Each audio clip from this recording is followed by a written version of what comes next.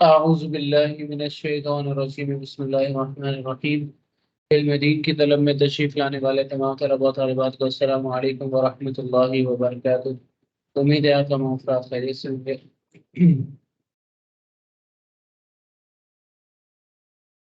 اللہ،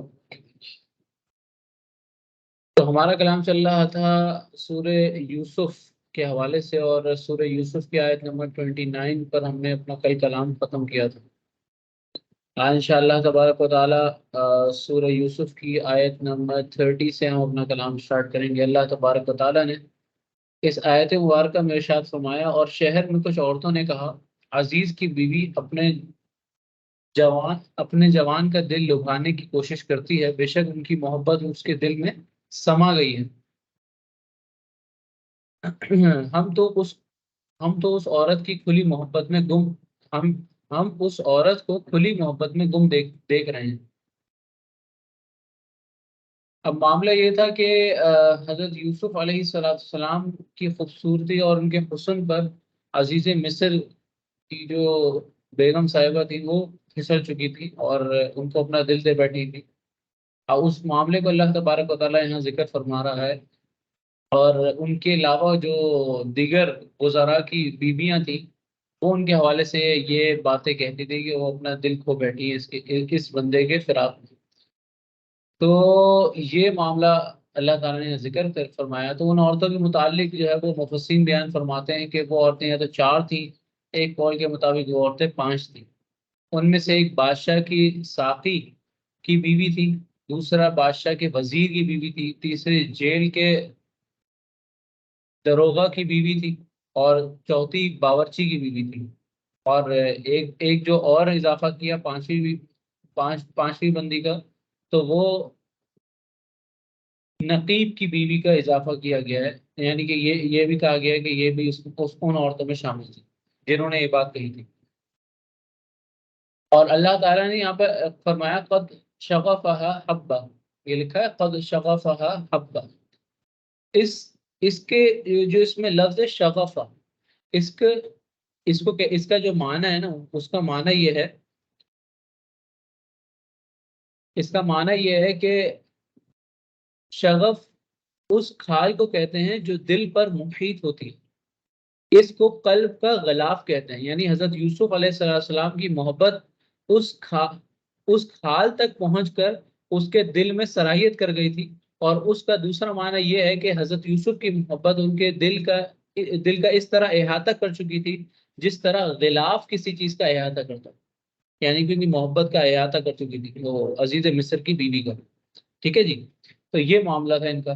اور اس کو یہاں پر انہوں نے بیان فرمایا۔ ان عورتوں نے کہا تھا کہ بے شک ہم اس کو صریح بے راہ روی میں دیکھ رہے ہیں، کیونکہ حضرت یوسف ان کے نزدیک غلام کے حکم میں تھے۔ حضرت سلمان فارسی رضی اللہ تعالیٰ عنہ نے کہا کہ عزیز مصر کی بیوی نے حضرت یوسف کو عزیز مصر سے مانگ لیا تھا۔ عزیز مصر نے حضرت یوسف کو اسے بخش دیا اور پوچھا تم اس کا کیا کرو گی؟ اس نے کہا میں اس کو بیٹا بناؤں گی۔ اس نے کہا یہ تمہارا ہے۔ اس عورت نے حضرت یوسف کی پرورش کی، اور اس کے دل میں حضرت یوسف کی محبت تھی۔ وہ حضرت یوسف کے سامنے بل سور کر رہتی تھی، اور مختلف ہیلوں سے حضرت یوسف کو اپنی طرف مائل اور راغب کرنے کی کوشش کرتی تھی، لیکن اللہ تعالیٰ نے یوسف علیہ السلام کے اس کی شر سے ہمیشہ محفوظ رکھا۔ اگلی آیت میں اللہ تبارک و تعالیٰ ارشاد فرماتا ہے، تو جب اس عورت نے ان کی بات سنی تو ان عورتوں کی طرف پیغام بھیجا۔ جب یہ معاملہ ہوا، یہ عورتوں کی اس عزیز مصر نے بات سن لی تو اس نے پیغام بھیجا، اور ان کے لیے تکیہ لگا کر بیٹھنے کی نشستیں تیار کر دی، اور ان میں سے ہر ایک کو ایک ایک چھری دی، اور یوسف سے کہا ان کے سامنے نکل آئے۔ تو جب عورت نے یوسف کو دیکھا، وہ عورتوں نے یوسف کو دیکھا، تو ان کی بڑائی پکار اٹھی، اور اپنے ہاتھ کاٹ لیے، اور پکار اٹھی سبحان اللہ، یہ کوئی انسان نہیں ہے، یہ تو کوئی بڑی عزت والا فرشتہ ہے۔ اب یہاں پر اللہ تبارک و تعالیٰ نے اس واقعے کو بھی کوٹ کیا جو عزیز مصر کی بیوی نے اب ان عورتوں جو یہ باتیں بنا رہی تھی ان کے ساتھ یہ معاملہ کیا، ان کو بلایا، ان کو ایک دعوت دی، اور دعوت دینے کے بعد کہا کہ بھئی آؤ بیٹھو مزے سے کھانا وانا کھاؤ، اور پھر وہاں پر ان کو ایک چھری دی اور غالباً سیب دیا تھا ان کو ہاتھوں میں، تو وہ ان کو دیا، اور اس کے بعد جو ہے وہ ان کو حضرت یوسف علیہ السلام کو کہا کہ ان کے سامنے سے ذرا گزر جائے. وہ گزرے تو وہ تو ان کو دیکھتی رہیں گی حسن یوسف کو، اور اس کے اندر وہ اپنی انگلیاں کاٹ بیٹھے. اللہ تعالیٰ نے ان عورتوں کو کی نکتہ چینی کو مکر سے تعبیر فرمایا. اس کی حسب ذیل وجوہات ہو سکتی ہیں. ان عورتوں نے یہ نکتہ چینی اس لیے کی تھی تاکہ وہ حضرت یوسف علیہ السلام کے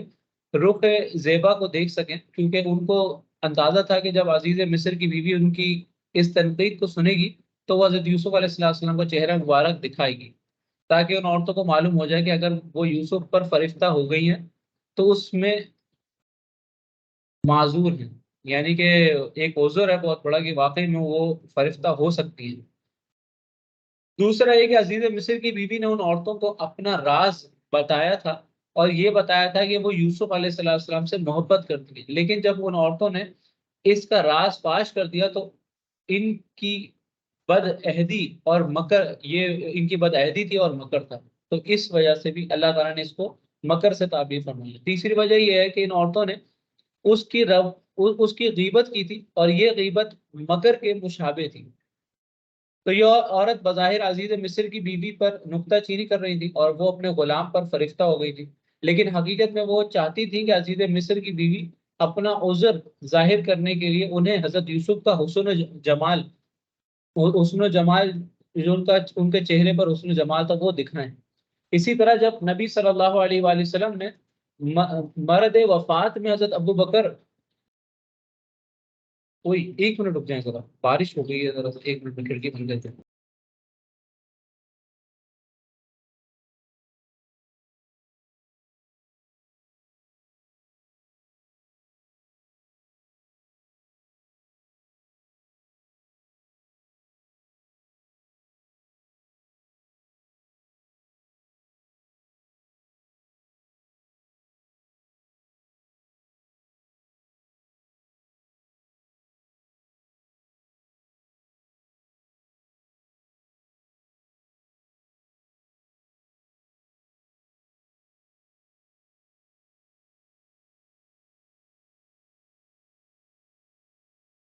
چلیں جی، ایک دم سے اچانک بہت تیز بارش ہونا شروع ہو گئی. اللہ اکبر. چلیں جی، تو یہ معاملہ تھا، اور نبی کریم صلی اللہ علیہ وسلم نے مرض وفات میں حضرت ابو بکر صدیق رضی اللہ عنہ کو امام بنانے کا حکم دیا، اور حضرت عائشہ رضی اللہ تعالیٰ عنہ نے عرض کی کہ کیا آپ حضرت عمر کو نماز پڑھانے کا حکم دے دیں؟ تو رسول اللہ صلی اللہ علیہ وسلم نے فرمایا تم حضرت یوسف کے زمانے کی عورت کی طرح ہو. تو یہ انہوں نے اس کی تعبیر، ان سے انہوں نے مشابہت کی تھی حضرت حضور صلی اللہ علیہ وآلہ وسلم نے. حضرت عائشہ ام المؤمنین رضی اللہ تعالیٰ عنہ بیان کرتی ہیں کہ رسول اللہ صلی اللہ علیہ وآلہ وسلم نے اپنی بیماری کے ایام میں فرمایا ابو بکر سے کہو کہ وہ لوگوں کو نماز پڑھیں. حضرت عائشہ کہتی ہے کہ میں نے کہا کہ ابو بکر جب آپ کی جگہ کھڑے ہوں گے تو ان پر رونے کا غلبہ ہوگا اور وہ لوگوں کو اپنی قرات نہیں سنا سکیں گے، آپ حضرت عمر کو نماز پڑھانے کا حکم دیں. پھر حضرت عائشہ نے حضرت حفصہ رضی اللہ تعالیٰ عنہ سے کہا کہ آپ رسول اللہ صلی اللہ علیہ وآلہ وسلم سے یہ کہیں کہ حضرت ابو بکر جب آپ کی جگہ کھڑے ہوں گے تو ان پر رونے کا غلبہ ہو اور وہ لوگوں کو اپنی قرات نہیں سنا سکیں گے. حضرت حفصہ نے اسی طرح کہا. تب رسول اللہ صلی اللہ علیہ وآلہ وسلم نے فرمایا چھوڑ دو، تم تو حضرت یوسف کے زمانے کی عورتوں کی طرح ہو. حضرت ابو بکر سے کہو کہ وہ لوگوں کو نماز پڑھیں، اور حضرت حفصہ نے حضرت عائشہ سے کہا میں تمہارے مقابلے میں کبھی خیر کو حاصل نہیں کر سکتی. یہ صحیح بخاری کی روایت. اسی طرح حضرت عائشہ رضی اللہ تعالیٰ عنہ کا منشا یہ تھا کہ اگر رسول اللہ صلی اللہ علیہ وسلم کے صرف ایک مرتبہ حکم دینے سے حضرت ابو بکر کو امام بنا دیا جاتا تو ہو سکتا ہے کہ بعد میں کوئی کہنے والا یہ کہتا کہ رسول اللہ صلی اللہ علیہ وسلم نے بیماری کی حالت میں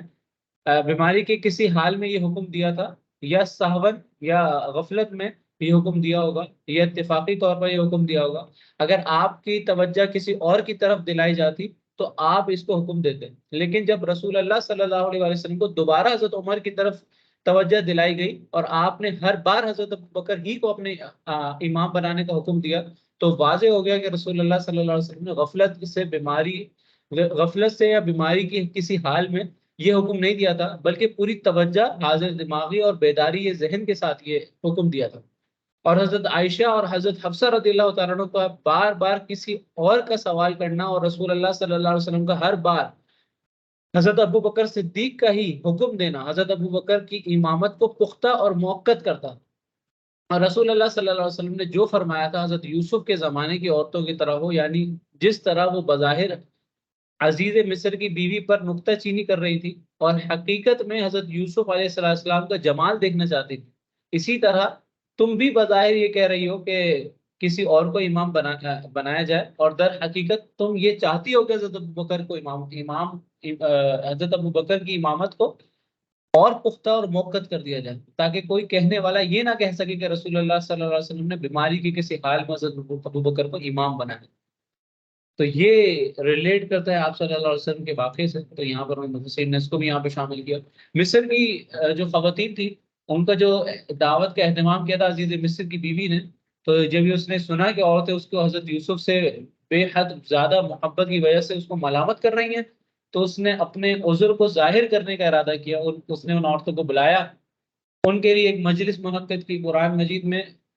اس کے لیے مت کا لفظ ہے، اس کا معنی ہے چھوٹے تکیے اور گدے، اس کا دوسرا معنی ہے طعام، اور اصل محاورے یہ ہے کہ تم جس شخص کو کھانے کی دعوت دو پھر تم اس کے بیٹھنے کے لیے گدے بچھاؤ، تو اس طعام کو بطور استعارہ مت کا کہا جاتا ہے۔ اس کا تیسرا معنی یہ ہے کہ اتریج یا اترنجا، یہ ایک خوش رنگ اور خوش ذائقہ پھل ہے، اس کا حجم بڑا ہوتا ہے اور اس کا ذائقہ کھٹا اور میٹھا ہوتا ہے، اس کی تاثیر گرم تر ہے اور اس کی طبی فوائد بہت زیادہ ہیں۔ اس کا اصل معنی یہی ہے لیکن اس جگہ یہ انواع و اقسام کے پھلوں پر محمول ہے جو اس مجلس میں ان کے کھانوں کے لیے رکھے گئے۔ اس کا چوتھا معنی یہ ہے کہ پھل جو کاٹ کر کھائے جاتے ہیں، اس کا چوتھا معنی ہے جو پھل کاٹ کر کھائے جاتے ہیں۔ خلاصہ یہ ہے کہ عزیز مصر کی بیوی نے ان عورتوں کو دعوت کی اور ان میں سے ہر ایک عورت کو ایک معین جگہ بٹھا دیا اور پھل یا گوشت کا ٹکڑے کے لیے ہر ایک کے ہاتھ میں چھری دی۔ پھر اس نے حضرت یوسف علیہ السلام سے کہا کہ وہ ان عورتوں کے سامنے آئیں اور ان عورتوں کے سامنے سے گزریں۔ جب ان عورتوں کے سامنے سے حضرت یوسف علیہ السلام کو ان عورتوں نے حضرت یوسف علیہ السلام کو اچانک دیکھا تو انہوں نے آپ کو بہت عظیم جانا، اور وہ حضرت یوسف علیہ السلام کے جلوہ حسن کو دیکھنے میں اس قدر منہمک اور مستغرق ہو گئی کہ انہوں نے پھلوں کے بجائے اپنے ہاتھ کاٹ لیے اور ان کو بالکل پتہ ہی نہیں چلا، یعنی کہ درد کا بھی پتہ نہ چلا۔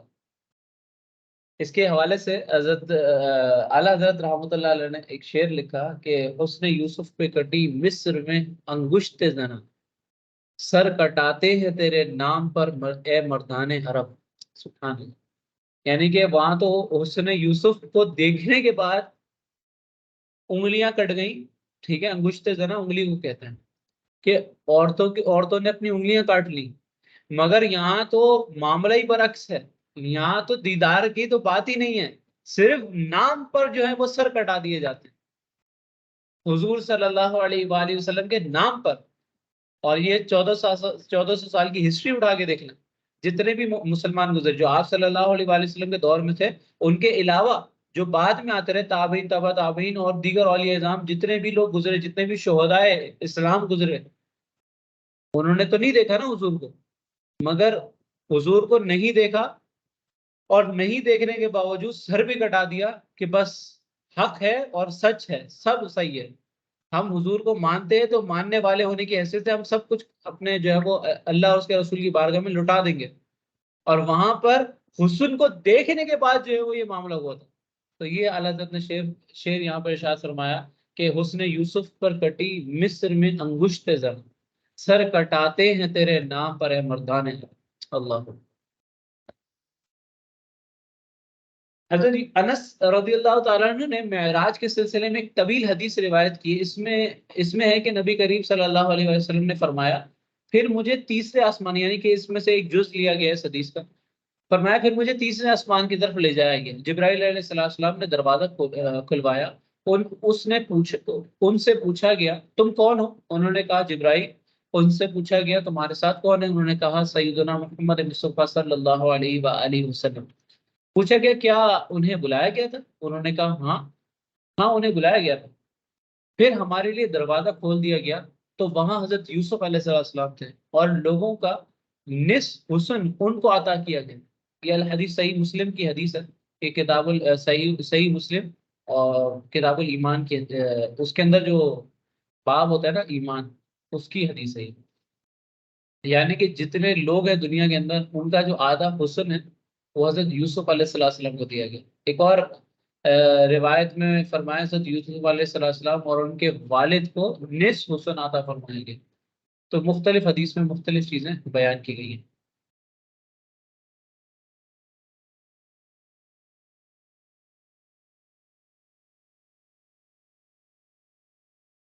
حضرت عبداللہ بن مسعود رضی اللہ تعالیٰ سے روایت ہے کہ حضرت یوسف علیہ السلام کا چہرہ بجلی کی طرح چمکتا تھا اور جب کوئی عورت ان کے پاس کسی کام سے آتی تو حضرت یوسف اپنے چہرے پر نقاب ڈال دیتے اس خوف سے کہ کہیں وہ عورت کسی فتنے میں مبتلا نہ ہو جائے. اسی طرح امام ابو شیخ نے اسحاق بن عبداللہ رضی اللہ تعالیٰ سے روایت کیا کہ حضرت یوسف علیہ السلام جب مصر کی گلیوں میں جاتے تھے تو ان کا چہرہ دیواروں پر اس طرح چمکتا تھا جس طرح سورج دیوار پر چمکتا تھا. حضرت اکرمہ رضی اللہ تعالیٰ سے روایت ہے کہ حضرت یوسف علیہ السلام کے حسن کے لوگ اس طرح حسن کی لوگوں پر اس طرح فضیلت تھی جس طرح 14ویں رات کے چاند کی ستاروں پر فضیلت ہوتی. اتنا روشن چہرہ تھا آپ کا، اللہ تعالیٰ نے اتنا حسن دیا تھا آپ کو. ان عورتوں نے حضرت یوسف علیہ السلام کو اس لیے عظیم جانا کہ انہوں نے حضرت یوسف علیہ السلام کے چہرے پر انوار نبوت اور آثار رسالت دیکھے اور انہوں نے یہ گمان کیا کہ ان میں فرشتوں کے خواص ہیں کیونکہ وہ کھانے پینے کی چیزوں کی طرف اور عورتوں کی طرف التفات نہیں کرتے اور ان کے دلوں میں حضرت یوسف علیہ السلام کا روب طاری ہو گیا تھا اور اس لیے انہوں نے بے ساختہ کہا یہ بشر نہیں ہے، یہ تو کوئی معجزہ یعنی کہ فرشتہ ہے. اسی لیے اسی حوالے سے اس میں مزید جو چیز بیان کی گئی کہ وہ عورتوں نے چھریوں کے ساتھ اپنے ہاتھ کاٹ رہے تو اور ان کا یہی گمان تھا کہ وہ پھلوں کو کاٹ رہے ہیں. حضرت یوسف علیہ السلام کے حسن کو دیکھ کر ان کی عقلیں جاتی رہی تھی اور قتادہ نے کہا کہ انہوں نے اپنے ہاتھ کاٹ ڈالے اور ان کو بالکل پتہ نہیں چلا. عزیز مصر کی بیوی نے حضرت یوسف علیہ السلام سے کہا آپ ان کے سامنے آئیں. حضرت یوسف ان کے سامنے آئے. جب انہوں نے حضرت یوسف کو حسن کو دیکھا تو ان کی عقلیں مغلوب ہو گئی. تو یہ معاملہ رہا اور پھل کاٹتے کاٹتے انہوں نے جو اپنے ہاتھ ہی کاٹ لیے. تو یہ معاملہ تھا. ان عورتوں نے حضرت یوسف علیہ السلام کو دیکھ کر جو یہ کہا کہ یہ بشر نہیں ہے تو کوئی معجزہ فرشتہ ہے. اس سے ان کا مقصود یہ تھا کہ یہ بہت غیر معمولی حسن کے مالک ہیں، اس لیے عام لوگوں کے ذہنوں میں یہ بات ان کے سمجھ میں آنے والی نہیں تھی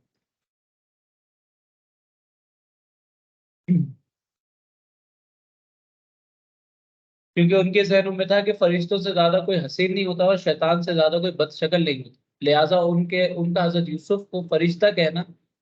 ان کے غیر معمولی حسن کی وجہ سے. تو یہ معاملہ اس آیت کے مطابق تھا. تو یہ جو دعوت دی تھی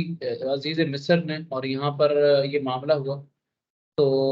اس کے حوالے سے مکمل تفسیر اس آیت کے حوالے سے مکمل ہوتی ہے. اگلی آیت میں اللہ تعالیٰ ارشاد فرماتا ہے زلیخا نے کہا تو یہ ہیں وہ جن کے بارے میں تم مجھے تانا دیتی تھی اور بے شک میں نے ان کا دل لبھانا چاہا تو انہوں نے اپنے آپ کو بچا لیا اور بے شک اگر یہ وہ کام نہ کریں گے جو میں ان سے کہتی ہوں تو ضرور قید میں ڈال دیے جائیں گے اور ضرور ذلت اٹھانے والوں میں سے. اب یہاں پر جو ہے وہ ایک سخت آزمائش کا ذکر اللہ تبارک و تعالیٰ نے کیا کہ جو زلیخا تھی جو عزیز مصر کی بیوی تھے زلیخا ان کا نام تھا. ان کے حوالے سے اللہ تعالیٰ نے ذکر کیا کہ اس نے ان عورتوں سے یہ بات کہی کہ میں اس غلام پر جو فرشتہ ہوں اور ایسے معاملہ نہیں ہے، اور یہ جو تمہیں چیز دکھی سامنے ویسے نہیں فرشتہ ہوں، اور تم لوگ بھی دیکھ کر اس بات کو ایکسپٹ بھی کرتی ہو کہ یہ واقعی میں ایک بہت ہی حسین شخص ہے۔ تو جو میں کہہ رہی ہوں ان سے، اگر وہ نہیں مانیں گے تو پھر کیا ہو کہ ان کو جو ہے وہ زندان میں ڈال دیا جائے گا، ان کو قید میں ڈال دیا جائے گا، ان کے ساتھ یہ معاملہ ہوگا۔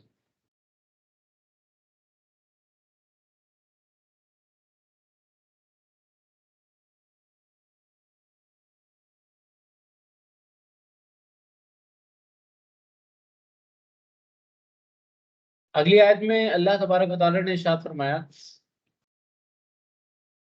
یوسف نے عرض کی، اے میرے رب،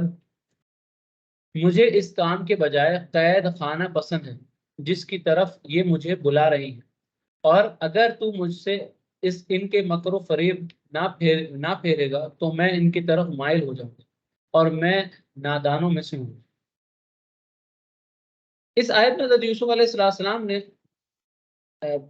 جس دعا کا ذکر کیا اس میں حضرت یوسف علیہ السلام نے جامع صغیر استعمال، جمع کا صغیر استعمال کیا، یعنی یہ سب عورتیں ان کو گناہ کی طرف بلا رہی تھی۔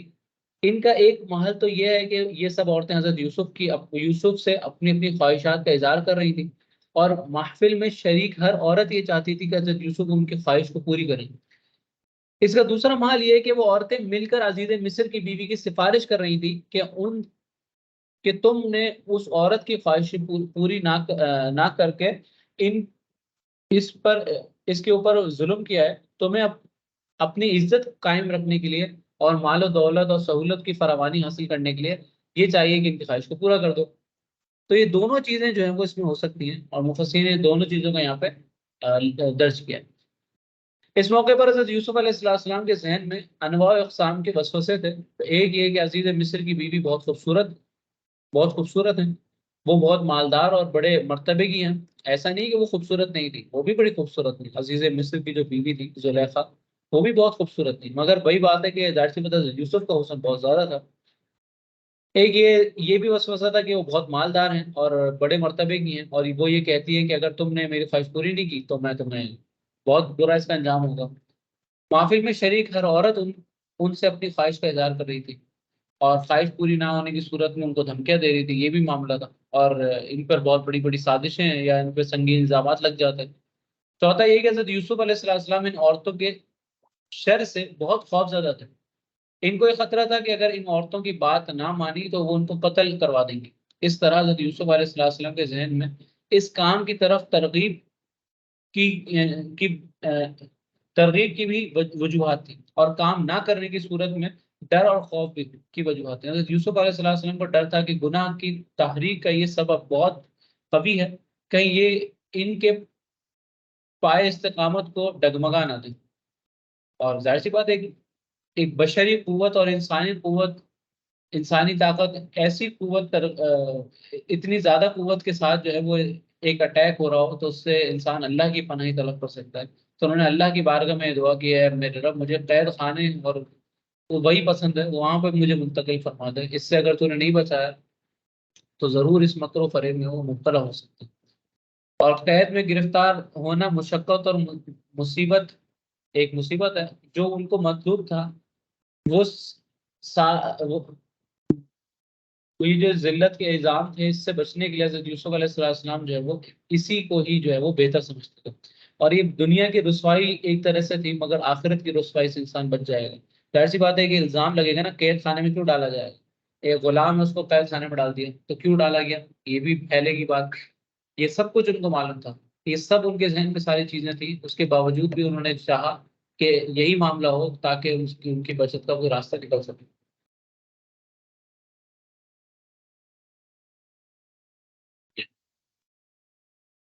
اگلی آیت میں اللہ تعالیٰ فرماتا ہے تو اس کے رب نے اس کی سن لی اور اس سے عورتوں کا مکر و فریب پھیر دیا، بے شک وہی سننے والا جاننے والا۔ تو حضرت اللہ تعالیٰ نے حضرت یوسف علیہ السلام کی دعا قبول کر لی اور ان عورتوں کی سازش سے حضرت یوسف علیہ السلام کو محفوظ رکھا، بے شک وہ بہت سننے والا، خوب جاننے والا ہے۔ تو یہ معاملہ ہوا، اور پھر سب نشانیاں دیکھنے کے باوجود بھی انہیں یہی سمجھ آئی کہ وہ ضرور ایک مدت تک کے لیے اس قید خانے میں ڈال دیں۔ جب عزیز مصر پر حضرت یوسف علیہ السلام کی تہمت سے براعت ظاہر ہو گئی تو واضح طور پر اس نے حضرت یوسف سے کوئی تعرض نہیں کیا۔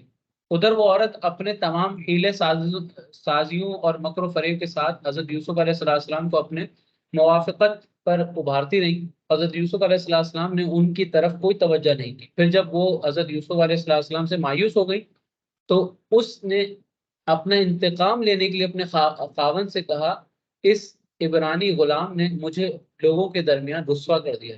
یہ لوگوں سے کہتا پھرتا ہے کہ اس عورت نے اپنی خواہش پوری کرنے کے لیے مجھے بہکایا ہے اور ورغلایا تھا، اور میں ہر شخص کے سامنے جا کر اپنا عذر نہیں بیان کر سکتی، اس لیے اس فاحش بات کا چرچا روکنے کے لیے اس غلام کو قید کروا دیا جائے۔ عزیز مصر نے سوچا اس طرح اس کی بھی بدنامی ہو رہی ہے، اس اس لیے مصلحت یہی بنتی ہے کہ لوگوں کی زبانیں بند کرنے کے لیے اس کو قید کر دیا جائے۔ تو یہاں پر سے ان کی قید کا معاملہ اسٹارٹ ہوتا ہے، اور ان کی جو قید کے اندر جو معاملات تھے وہ اللہ تبارک و تعالیٰ نے یہاں پہ ذکر فرمایا گیا۔ اس آیت میں حضرت یوسف علیہ السلام کی پاک بازی کی علامت کا ذکر ہے۔ وہ علامت یہ تھی کہ حضرت یوسف علیہ السلام کی قمیص کے پیچھے سے پٹا ہوا تھا، قمیص ان کی پیچھے سے پٹی تھی۔ حضرت یوسف کا اس عورت سے بھاگنا اور اس عورت کا حضرت یوسف کے پیچھا کرنا، اس عورت کے خاندان کے ایک شخص کا اور اس عورت کو قصوروار قرار دینا اور حضرت یوسف کی براعت کو بیان کرنا، اس دعوت میں حضرت یوسف کو دیکھ کر ان عورتوں کا ہاتھ کاٹ لینا اور حضرت یوسف کی براعت کے لیے سبحان اللہ کہنا، اور ان کی پارسائی کی وجہ سے ان کو فرشتہ قرار دینا، تو یہ ساری چیزیں جو ہے وہ ان کی پاک بازی کی علامت ہے۔ اور یہ آگے آگے جو واقعہ جیسے آئے گا اس کے اندر ان کی مزید وضاحت ہوتی رہے گی۔ قید کی مدت کے حوالے سے بیان فرماتے ہیں کہ حضرت یوسف علیہ السلام 7 سال قید خانے میں رہے، 7 سال، اور بعض نے کہا کہ یہ مدت 6 ماہ تھی، ٹھیک ہے، اور حضرت ابن عباس رضی اللہ تعالیٰ سے روایت ہے کہ یہ مدت 5 سال کی تھی۔ حضرت ابن عباس نے سے ایک اور روایت ہے کہ یہ مدت 1 سال تھی۔ اکرمہ نے حضرت ابن عباس سے 7 سال کی روایت کی ہے، اور اسی طرح یہ قید اس وقت تک کے لیے تھی حتیٰ کہ لوگوں کی زبانیں اس واقعے کے ذکر سے بند ہو گئی، اور اس قید کی کوئی مدت معین نہیں کی گئی تھی، اور اس کو غیر محدود مدت کے لیے قید کیا گیا تھا، اور یہی قول صحیح ہے، یعنی کہ اس کی کوئی بہت میکسیمم کوئی وہ نہیں تھی کہ اتنے سال کے لیے کیا تھا یا اتنے سال کے لیے کیا تھا، مگر ان کو قید کیا تھا اور وہ کافی سالوں کے لیے تھا۔ جو زیادہ راجع قول ہے وہ 5 سال کا ہے، اور 7 سال کا بھی قول ملتا ہے، مختلف قول ملتے ہیں سوال سے۔ آگے اللہ تعالیٰ ارشاد فرماتا ہے کہ اور یوسف کے ساتھ قید خانے میں 2 جوان بھی داخل ہوئے، ان میں سے ایک نے کہا میں نے خواب میں دیکھا ہے کہ میں شراب کش کشید کر رہا ہوں، یعنی نچوڑ رہا ہوں، اور دوسرے نے کہا میں خواب دیکھ کر دوسرے نے کہا میں نے خواب دیکھا کہ میں اپنے سر پر کچھ روٹیاں اٹھائے ہوئے ہوں جن میں سے پرندے کھا رہے ہیں، اے یوسف آپ ہمیں اس کی تعبیر بتائیے، بے شک ہم آپ کو نیک آدمی دیکھتے ہیں۔ اب یہاں سے جو ہے وہ قید خانے میں جو ہے وہ ان کے خواب کی تعبیر والا معاملہ اسٹارٹ ہوتا ہے۔ اب ظاہر سی بات ہے قید خانے میں انسان تو وہاں پر زیادہ تر کیا ہوتا ہے، بندہ زندان میں ہی ہوتا ہے زیادہ تر، اور وہاں پر اگر کوئی ساتھ ہو، قید تنہائی نہ ہو، تو پھر جو ہوں ان سے بہت بات چیت ہو جاتی ہے۔ تو ان میں سے جو 2 لوگ آئے تھے نئے، انہوں نے یہ بات کہی، پہلا یہ کہ وہ شراب نچوڑ رہا ہے، دوسرے نے کہا کہ میں روٹیاں سر پر لے جا رہا ہوں اور اس کو پرندے اوپر سے کھا رہے ہیں۔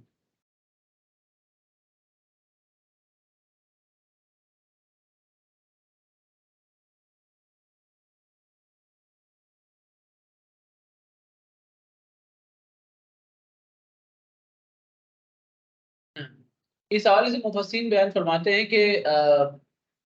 جب آپ کو قید خانے میں لے جایا گیا تو وہ ایک دراز گوش پر آپ کو لے کے جایا گیا، تو دراز گوش ہوتا ہے گدھا، اس پہ سوار کر کے آپ کو لے جایا گیا تھا قید خانے میں، اور وہ آدمی کہتا جا رہا تھا کہ جو اپنے مالک کا کہنا نہیں مانتا اس کی یہی سزا ہوتی ہے۔ حضرت یوسف علیہ السلام فرماتے تھے دوزخ کی آگ تارکول کی قمیص پہننے، گرم کھولتے ہوئے پانی کو پینے اور تھوڑا اور چور کو کھانے کے مقابلے میں یہ سزا بہت کم ہے۔ یعنی کہ انہوں نے فرمایا کہ دوزخ کی جو آگ ہے اور تارکول کی قمیض، ایسی کوئی گرم قسم کی قمیض پہننا اور گرم کھولتا پانی پینا، اور جو ایک جہنم کا پھل ہوگا، پھل کیا ہوگا، وہ کانٹے دار ہوگا ایک دم، وہ وہ بندہ کھائے گا تو وہ حلق میں پھنس جائے گا، اب وہ نہ نکلے گا نہ اگلے گا، اب وہ بالکل ہی عجیب سی کیفیت ہو جائے گی اس میں۔ تو وہ والے پھل کا انہوں نے ذکر کیا اور فرمایا کہ یہ سزا اس کے مقابلے میں بہت کم ہے،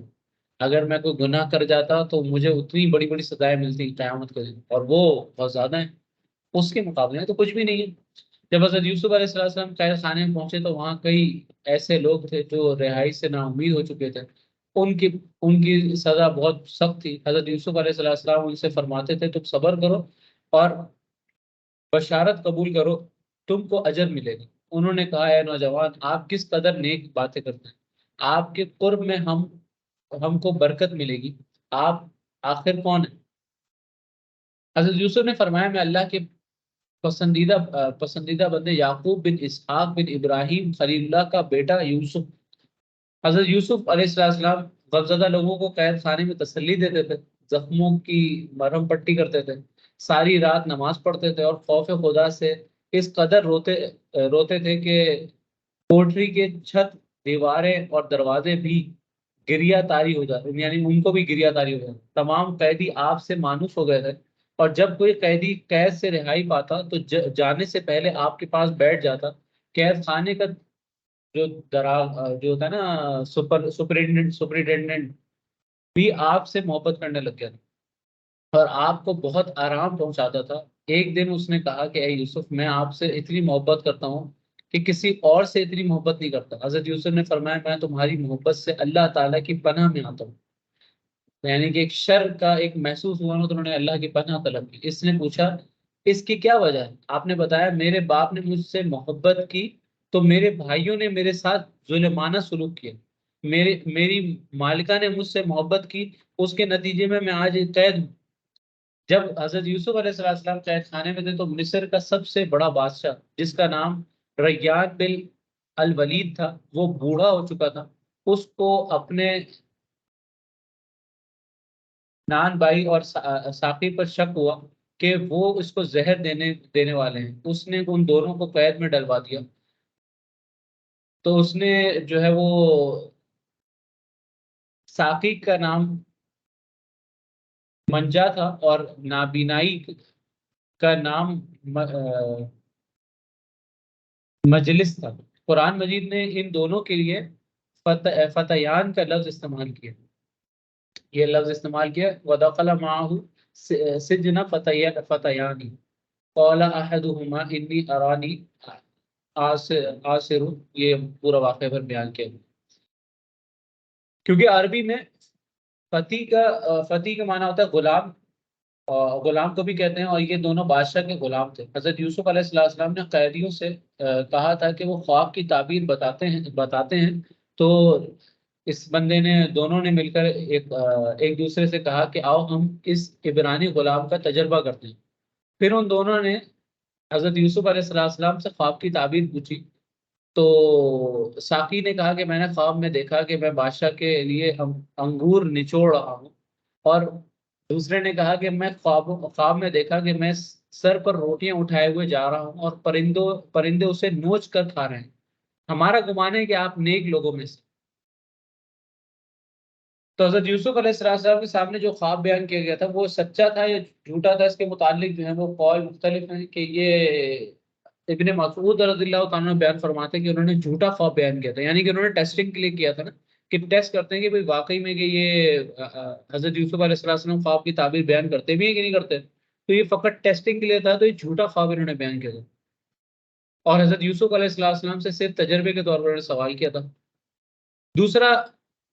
دوسرا قول ملتا ہے کہ انہوں نے سچا خواب بیان کیا تھا، انہوں نے واقعی خواب دیکھا تھا۔ تیسرا قول یہ ملتا ہے کہ جھوٹا خواب بیان کیا تھا اور ساقی نے سچا خواب بیان کیا، دیکھیے جو پہلا بندہ تھا اس نے جو ہے وہ جھوٹا خواب بیان کیا تھا اور دوسرے نے جو ہے وہ سچا خواب بیان کیا تھا۔ تو مختلف قول ملتے ہیں اس حوالے سے کہ انہوں نے سچا خواب بیان کیا تھا کہ جھوٹا خواب بیان کیا تھا۔ تو یہ انہوں نے خواب بیان کیا۔ فرمایا، یہاں اللہ تعالیٰ مزید آگے ارشاد فرماتا ہے، فرمایا تمہیں جو کھانا دیا جاتا ہے وہ تمہارے پاس نہیں آئے گا مگر یہ کہ اس کے آنے سے پہلے میں تمہیں اس خواب کی تعبیر بتا دوں گا۔ یہ ان علموں میں سے ہے جو مجھے میرے رب نے سکھایا، بے شک میں نے ان لوگوں کے دین کو نہ مانا جو اللہ پر ایمان نہیں لاتے اور وہ آخرت کا انکار کرنے والے۔ تو یہ انہوں نے بیان کیا کہ جو جب تک کھانا آئے گا نا اس سے پہلے پہلے میں تمہیں اس خواب کی تعبیر بتا دوں گا، یہ مجھے اللہ تعالیٰ کی طرف سے انعام کردہ ہے کہ اللہ تعالیٰ نے مجھے سکھایا ہے کہ جو خواب دیکھے اس کی تعبیر میں اس کو بتا سکتا ہوں۔ اس آیت کے جو ہے وہ دو معنی مفسرین بیان کرتے ہیں کہ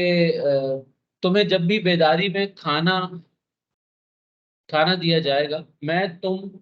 تم تک کھانا پہنچانے سے پہلے بتا دوں گا کہ تمہارے پاس کیا کھانا آئے گا، کیونکہ حضرت یوسف علیہ السلام حضرت عیسیٰ علیہ السلام کی طرح غائب شدہ چیزوں کی خبر دیتے تھے۔ اور سعدی نے بیان کیا کہ تم کو خواب میں جو کھانا دیا جائے گا بیداری میں اس کھانے کے پہنچنے سے پہلے میں تم کو اس کی حقیقت بتا دوں گا۔ حضرت ابن عباس رضی اللہ عنہ فرماتے ہیں کہ ساقی اور جو دوسرا بندہ تھا اس نے حضرت یوسف علیہ السلام سے کہا کہ کھانا پہنچنے سے پہلے آپ کو اس کی حقیقت کا کیسے پتہ چل جاتا ہے، حالانکہ آپ جادوگر ہیں، یہ نہ نجومی ہے۔ تو انہوں نے کہا اس کے جواب میں فرمایا کہ میرے رب نے اس کی تعلیم دی ہے۔ حضرت یوسف علیہ السلام نے ان سے فرمایا کل تمہارے پاس تمہارے گھروں سے کھانا پہنچنے سے پہلے میں تمہیں اس کھانے کی خبر دے دوں گا تاکہ تم کو یقین آ جائے کہ میں خواب کی تعبیر کا علم بھی رکھتا ہوں۔ انہوں نے کہا آپ اسی طرح کریں، تو حضرت یوسف علیہ السلام نے فرمایا تمہارے پاس فلاں فلاں کھانے کی چیز آئے گی۔ سو ایسا ہی ہوا، اور یہ علم غیب تھا جو حضرت یوسف علیہ السلام کے پاس مختص یعنی کے ساتھ مختص تھا۔ حضرت یوسف علیہ السلام نے بیان کیا کہ اللہ تعالیٰ نے اس کو اس علم کے ساتھ اس لیے مخصوص فرمایا ہے کہ انہوں نے اس قوم کے دین کو ترک کر دیا جو اللہ پر ایمان نہیں لاتے، یعنی بادشاہ کے دین کو۔ تو یہ اس کا معنی یہاں پہ بیان کیا گیا۔ اسی طرح اس مقام پر سوال اٹھتا ہے کہ ان دونوں نے حضرت یوسف علیہ السلام سے اپنے خوابوں کی تعبیر کے متعلق سوال کیا تھا۔ حضرت یوسف علیہ السلام نے ان کو یہ بتانا شروع کر دیا تھا کہ میں تمہارے پاس کسی قسم کا کھانا آئے گا اور کتنا آئے گا اور کس وقت آئے گا۔ تو ان کو یہ جواب ان دونوں کے سوال کے مطابق تو نہیں ہے۔ حضرت یوسف کو علم تھا کہ ان میں سے ایک کی خواب کی تعبیر یہ ہے کہ اس کو سولی پر چڑھا دیا جائے گا، اور جب وہ اس کو جواب کو سنے گا تو بہت غمزدہ ہو جائے گا۔ وہ حضرت یوسف علیہ السلام کے واعظ و نصیحت ان کی دیگر باتوں کے سننے سے ان سے متنفر ہو جائے گا۔ اس لیے حضرت یوسف علیہ السلام نے مصلحت دیکھی پہلے ایسی باتیں کری جن سے حضرت یوسف علیہ السلام کا علم اور ان کا کلام ان کے دلوں میں مؤثر ہو جائے۔ جب آپ ان کے خواب کی تعبیر بیان کریں تو ان کو عداوت اور تہمت پر نہ معمول کیا جائے، یعنی کہ وہ یہ نہ کہیں کہ یار یہ ہم سے جو ہے وہ عداوت کے طور پر کر رہا ہے یا اس کو تہمت کے طور پر لے کے جائیں، تو اس سے وہ بچ جائیں۔ پہلے خواب بتانے سے پہلے یہ انہوں نے کیا کہ بتایا کہ جو تمہارے پاس کھانا آئے گا وہ میں تمہیں پہلے بتا دوں، تو اس سے ان کا اعتماد حاصل کیا، پھر اس کے بعد کو خواب کی تعبیر بتائی۔ تو دوسرا جواب اس کا یہ ہے کہ حضرت یوسف علیہ السلام نے ارادہ کیا کہ ان کو یہ بیان کریں کہ ان کے علم کا مرتبہ ان کے اندازے سے بہت بلند اور بہت فائق ہے، کیونکہ انہوں نے حضرت یوسف علیہ السلام سے خواب کی تعبیر پوچھی تھی، اور خواب کی تعبیر ظن اور تخمینے پر مبنی ہے۔ اور حضرت یوسف علیہ السلام نے ان پر یہ ظاہر کیا کہ وہ غیب کی خبریں دیتے ہیں، کیونکہ وہ کھانا آنے سے پہلے بتا دیتے تھے کہ آج ان کے گھر سے کیا کھانا آئے گا۔ اور حضرت یوسف علیہ السلام غیب کی خبریں قطعی اور یقینی علم کی بنا پر بتاتے ہیں، جس سے باقی مخلوق عاجز تھی۔ اور اس سے یہ بھی واضح ہو گیا کہ حضرت یوسف علیہ السلام خواب کی جو تعبیر بیان کرتے تھے وہ بھی محض ظن اور تخمینے پر مبنی نہیں تھی، بلکہ قطعی اور یقینی تھی، اور اس سے یہ بھی مقصود تھا کہ حضرت یوسف علیہ السلام خواب کی تعبیر بتانے کے جس مرتبے پر فائز ہیں اس درجے تک کوئی اور نہیں پہنچ سکے۔ تو یہ سارا معاملہ تھا، اس کو یہاں پر انہوں نے بیان کیا۔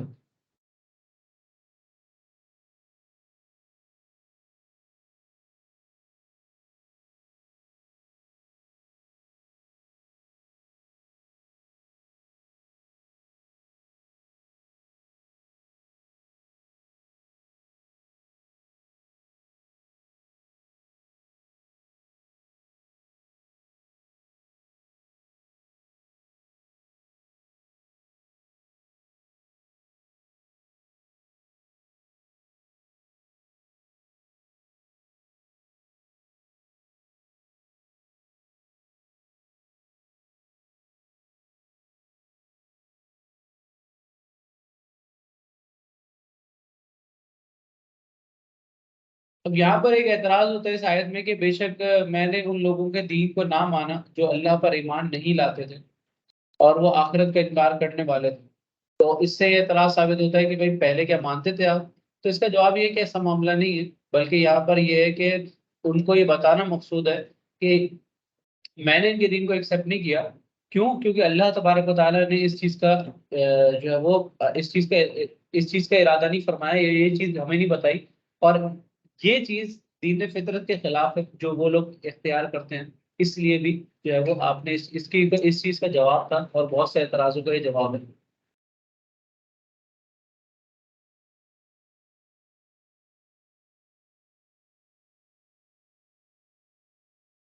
اگلی آیت میں اللہ تعالیٰ ارشاد فرماتا ہے کہ اور میں نے اپنے باپ دادا ابراہیم اور اسحاق اور یعقوب کے دین ہی کی پیروی کی۔ ہمارے لیے ہرگز جائز نہیں کہ ہم کسی چیز کو اللہ کا شریک ٹھہرائیں۔ یہ ہم پر اور لوگوں پر اللہ کا ایک فضل ہے، مگر اکثر لوگ شکر نہیں کرتے۔ تو یہاں پر انہوں نے فرما دیا کہ حضرت یوسف علیہ السلام نے نبوت کا دعویٰ کیا اور اس معجزے کا اظہار فرمایا جو علم غیب ہے۔ تو اس کے ساتھ یہ بھی ذکر فرما دیا کہ وہ اہل بیت نبوت سے ہیں، اور ان کے باپ دادا اور پردادا سب اللہ کے نبی اور رسول ہیں۔ اور جب انسان اپنے باپ دادا کے طریقے اور پیشے کا ذکر کرے تو یہ بعید نہیں کہ ہے کہ اس کا بھی وہی پیشہ اور طریقہ ہو۔ اور حضرت ابراہیم، اسحاق اور یعقوب علیہ السلام کی نبوت دنیا میں مشہور تھی، اور جب حضرت یوسف علیہ السلام نے یہ اظہار کیا کہ وہ بھی ان کے بیٹے ہیں، تو ساقی اور جو دوسرا بندہ تھا اس نے ان کی طرف بہت عزت اور احترام کے ساتھ دیکھا، اور اب یہ کبھی امید ہو گئی کہ وہ ان کی اطاعت کریں گے، اور ان کے دلوں میں حضرت یوسف علیہ السلام کی وہ عزت اور جو ایک ہوتا ہے نا رتبہ، ان کا اثر قائم ہو گیا۔ اس آیت میں یہ بھی دلیل ہے کہ اللہ تعالیٰ کی دی ہوئی نعمت اور فضیلتوں کا اظہار کرنا جائز ہے۔ تو یہ بھی ہمیں اس آیت مبارکہ سے پتہ لگتا ہے۔ اگلی آیت میں اللہ تعالیٰ ارشاد فرماتا ہے اے میرے قید خانوں کے دونوں ساتھیوں، کیا جدا جدا رب اچھے اچھے ہیں یا ایک اللہ جو سب پر غالب ہے؟ تم اس کے سوا صرف ایسے ناموں کی عبادت کرتے ہو جو تم نے اور تمہارے باپ دادا نے تراش کی۔ اللہ نے ان کی کوئی دلیل نہیں اتاری، حکم تو صرف اللہ کا ہے۔ اس نے حکم دیا ہے کہ اس کے سوا کسی کی عبادت نہ کرو، یہ سیدھا دین ہے، لیکن اکثر لوگ نہیں جانتے۔ تو اس سے پچھلی آیت میں آیت کے ضمن میں حضرت یوسف علیہ السلام نے نبوت کا دعویٰ فرمایا تھا، اور نبوت کا اثبات الوہیت کے اثبات پر موقف ہے۔ اس لیے حضرت یوسف علیہ السلام نے الوہیت کے اثبات پر دلائل دینا شروع کیا۔ مخلوق کی اکثریت یہ مانتی تھی کہ ایک الہ ہے جو مستحق عبادت ہے، وہ عالم اور قادر ہے، اور ساری کائنات کا خالق ہے۔ لیکن ان کا طریقہ یہ تھا کہ گزشتہ زمانے میں جو نیک لوگ گزرے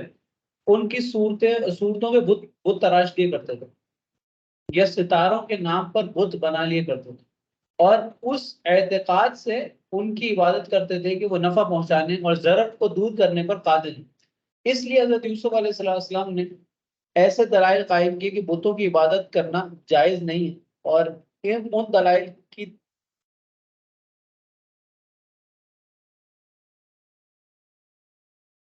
تقاریر حسب ذہن ہے کہ اللہ تعالیٰ یہ بیان فرماتا ہے کہ اگر ایک سے زیادہ خدا ہوں تو جہاں میں خلل اور فساد پیدا ہوگا۔ سورہ انبیاء کی آیت نمبر 22 میں فرمایا اگر آسمان اور زمین میں اللہ کے سوا اور مستحق عبادت ہوں تو آسمان اور زمین تباہ ہو جائے، کیونکہ دو خدا ہوں گے تو اس میں لڑائی ہوگی۔ وہ کیسے کہ بھائی وہ کہے گا کہ اس جگہ پہ یہ معاملہ ہو، وہ کہے گا نہیں اس جگہ پہ یہ معاملہ ہو۔ کوئی ایک ہی غالب آ سکتا ہے، ایسا نہیں دونوں غالب آ جائیں۔ ایک یہ ہے کہ دن ہو، دوسرا کہ رات ہو، تو ایسا نہیں ہو سکتا کہ جو دن کہہ رہا ہے وہ بھی ہو جائے، رات کہہ رہا ہے وہ بھی ہو جائے، ایسا نہیں ہو سکتا۔ تو کوئی غالب ہوگا، جب غالب ہوگا تو وہ ایک ہی ہوگا جو سب پہ غالب آئے گا۔ تو اس سے ویسے بھی دو خداؤں کا تصور ختم ہوتا ہے، اور یہاں پر انہوں نے شرک کی نفی کی، ان کو بت پرستی سے جو ہے وہ نجات کی دعوت دی اور اس کو بتایا، سمجھایا، اور اتنے پیار محبت سے یہ باتیں بتائی جس کو اللہ تعالیٰ نے اس طرح سے ذکر فرمایا کہ اے میرے قید خانے کے ساتھیوں، دونوں ساتھیوں، کیا جدا جدا رب اچھے ہیں یا ایک اللہ جو سب پر غالب ہے؟ تم اس کے سوا ایسے ناموں کی عبادت کرتے ہو جو تم نے اور تمہارے باپ دادوں نے تراش کی، تم نے اور تمہارے باپ دادوں نے تراش کی۔ یہ اصل میں کوئی دلیل نہیں ہے جو اللہ تعالیٰ کی طرف سے اتاری گئی ہے، یہ اللہ تعالیٰ نے بتایا، اور حکم تو صرف اللہ کا۔ اس نے حکم دیا ہے کہ اس کے سوا کسی کی عبادت نہ کرو، یہ سیدھا دین ہے، لیکن اکثر لوگ نہیں جانتے۔ تو یہاں پہ اللہ تعالیٰ نے ایک بہت ہی جو باریک لائن ہے وہ ذکر فرمائی، اور یوسف علیہ السلام سے جو ان کے پیغامات تھے جو ان کے ذریعے سے لوگوں تک پہنچا رہے تھے، اس کا سلسلہ یہاں سے شروع فرمایا گیا۔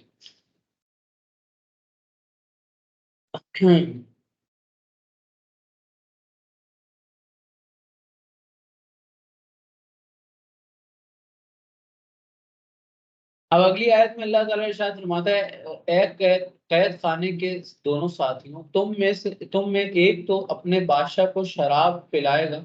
اور جہاں تک دوسرے کا تعلق ہے تو اسے سولی دی جائے گی، پھر پرندے اس کا سر کھا لیں گے۔ اس کام کا فیصلہ ہو چکا ہے جس کے بارے میں تم نے پوچھا تھا۔